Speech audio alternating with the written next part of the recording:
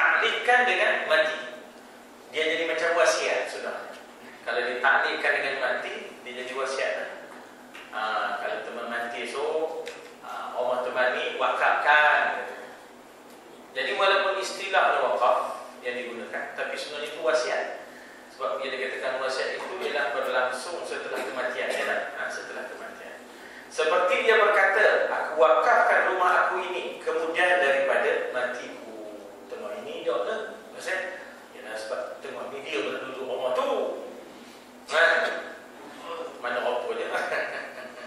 Jadi lepas aku mati esok, aku wakafkanlah. Itu wasiat dia sebenarnya. Walaupun diguna istilah wakaf itu, tapi sebenarnya itu lebih kepada wasiat. Yang itu sah.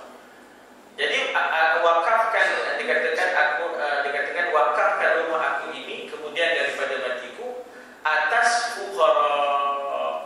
Atas fuqara. Wakafkan untuk digunakan oleh orang fakir miskin. Orang fakir miskin, fuqara. Impulkan orang yang fakir ini untuk duduk di rumah dia. Kemudian ada setengah orang mewakafkan bagi anak buahnya. Maknanya apa tu? Anak saudara di rumahnya. Anak-anak saudara. Maknanya aku wakafkan rumahku ini, tapi untuk anak-anak buah dia.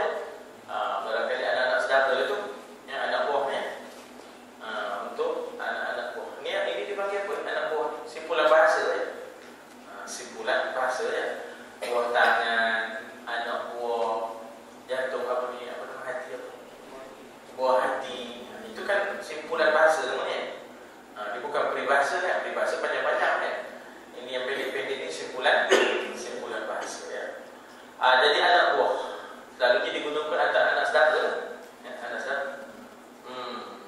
Ustaz Soleh Haji Ahmad dia mengajuk kitab ni di Ridwaniyah, tapi dia ada teks Arab katakan. Betul? Ustaz Soleh Haji Ahmad. Bukan.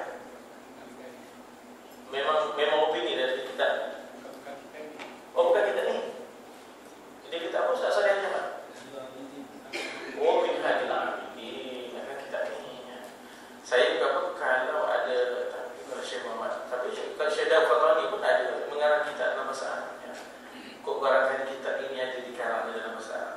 Aku maknanya anak buah di dalam bahasa Arab tu nak ditalikan ya. Kalau bahasa kita anak buah ni anak saudara. Wakafkan rumah ni untuk anak-anak saudara. Sah. Ya.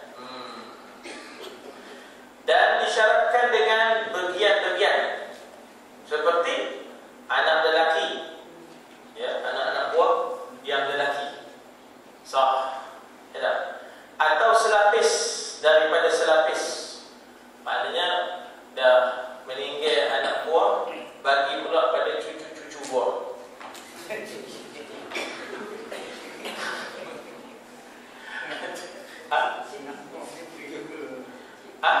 Anak buah ni dia boleh juga dimasukkan satu kumpulan. Jadi yang ikut-ikutnya anak buah dia. Anak buah dia. Anak-anak buah kuncu-kuncu ya. Kuncu-kuncu dia ya. Boleh juga anak buah. Dia macam Tok Mulu kan. Tok Mulu kan ada anak-anak buah kan. Tok Batin. Tok mana? Tok Batin. Semalu ye ni kan. Astagfirullahaladzim. Jadi apa tadi? Tapi dalam bahasa boleh juga dikatakan anak buah itu juga anak saudara ya. Ataupun diwakafkan selapis kemudian selapis. Maknanya generasi demi generasi demi generasi. Sah? Ya. Dan seperti disuruh sewakan dan dibaikkan daripada penyewanya yang lebih, dan yang lebih dibahagikan atas anak buahnya. Maknanya apa namanya? Ataupun maknanya rumah itu disuruh sewakan dan dibaikkan daripada penyewanya, daripada wang sewa tu. Daripada wang sewa tu boleh dibaiki rumah. Lebih baik rumah tu wakafkan untuk anak buah atau sebagainya.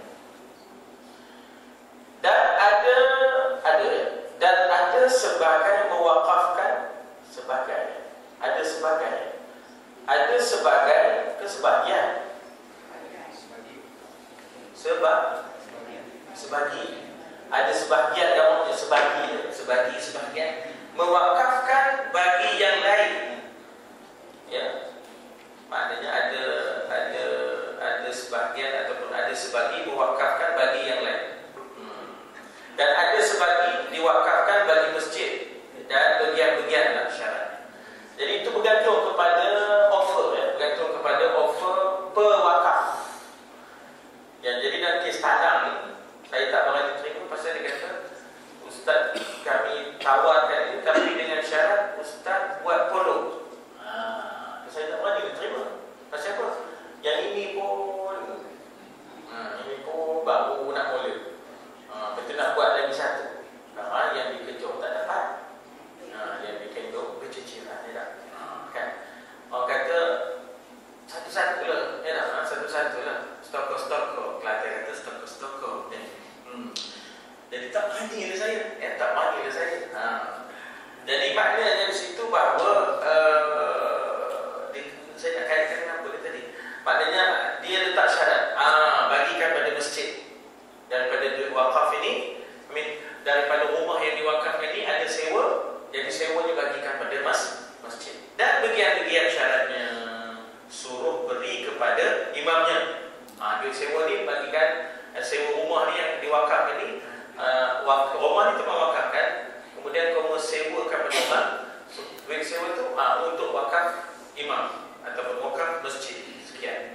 Dan kepada muadzin sekian. Dan bagi hamparannya sekian. Hamparannya sekian. Kapek dah. Maka adalah wakaf itu dilakukan atas barang yang disyaratkan oleh yang mewakafkan. Maknanya kita raikan dia. Sebab maknanya kita kata usulnya asalnya dari dia, ya. Asal itu dari dia. Dan bila mana dia meletakkan itu, maknanya kita kena raikan, ya. Kalau kita tak sanggup, jangan terima. Kalau kita terima, kita raikan apa kehendak-kehendak si pewakaf itu, ya. Pada segala syaratnya. Seperti mendahulukan daripada yang diwakafkan atasnya setengah dengan sifat atau seumpamanya. Ya salam. Apa benda dia? Dia kadang apa? Kata wakafkan rumah ni, ya, untuk anak teman. Tapi anaknya yang warak tu. Kalau meninggal yang warak tu, barulah bagi yang tak warak. Jadi begitu, ya. Maknanya dia kata di situ apa, ya, mendahulukan, utamakan. Mendahulukan tu maknanya utamakan. Utamakan daripada yang diwakafkan atasnya setengahnya atas setengah dengan sifat. Yang itu alim. Yang itu yang kedua tu warak dia tapi tak alim. Yang tiga tu wakram. Jadi wakafkan yang nombor satu tu dulu, yang alim. Kebetulan yang alim tu barangkali dalam tu anaknya nombor 4, tak apalah. Yang penting yang bagi yang alim tu dulu. Kalau dah tak ada yang alim tu esok, bagi kepada yang warak tu. Dah tak ada yang warak tu, wakafkan pada yang wakram. Jadi katanya dengan sifat atau seumpamanya. Dan kemudian kan setengahnya atas setengahnya. Seperti katanya, aku wakafkan atas anakku yang alim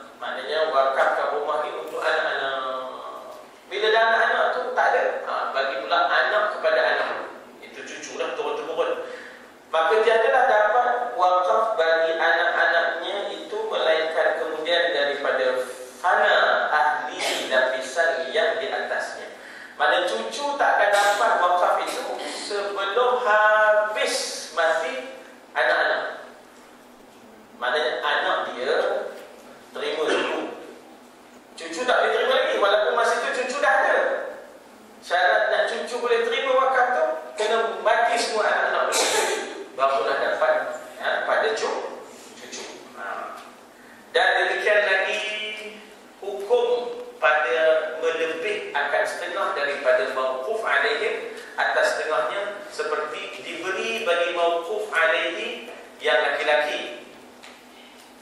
Wakafkan maknanya apa nama ni, pokok rambutan ni, pokok rambutan kahwin ada 40. Ada 40 pokok rambutan kahwin bulu kenal. 2 pokok orang lelaki, anak-anak lelaki dapat 2 pokok, anak perempuan dapat sepokok. Kalau anak lelaki dapat, anak lelaki 4 pokok, anak perempuan dapat 2 pokok. Dia buat begitu. Yang laki-lakinya 2 bahagian hak perempuan. Dan demikian juga jika dia syaratkan. Maknanya ini syarat-syarat yang dibuat oleh pewakaf ini. Jadi orang yang terima kena raikan tu. Ya, kena raikan sebab apa kita kata bahawa asalnya dari dia. Ya, asalnya daripada dia. Jadi kita kena maknanya raikan kehendak dia tadi. Ya tak? Kemudian jika ia syaratkan apa? Nazar pemerintah itu bagi dirinya atau bagi yang lainnya, nazar. Apa dia nazar ni? Dalam bahasa Arab, nazar ni cermin mata.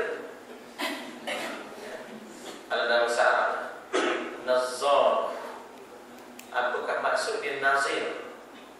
Ya. Juga jika dia syaratkan nazar ke nazir, pemerintah itu bagi dirinya atau bagi yang lainnya, dan jika jadi ia syaratkan maka pemerintahnya qadi negeri itu juga. Kemudian berkata musannif rahimahullah, dan demikian lagi hendak diketahui pula hukum hibah. Itulah lain, masalah hibah dan lain. Jadi kita sangkut dekat nazar. Ya, insyaAllah. Jadi tentang nazar ni saya rasa saya nak minta tahu daripada tuan-tuan dan puan, nak tanya apa dia nazar. Ya, apa maksud nazar? Istilah-istilah yang semasa zaman itu kita tak tahu apa semua. Wallahu a'lam. 7 Muharram. Ya, hari 7 Muharram. 8. Dan disyaratkan dengan bagian-bagian.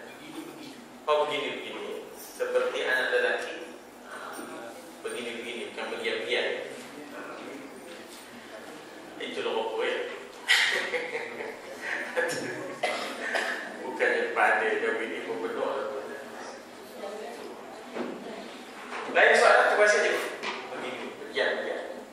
Begini. Ada juga orang kata bagian-bagian.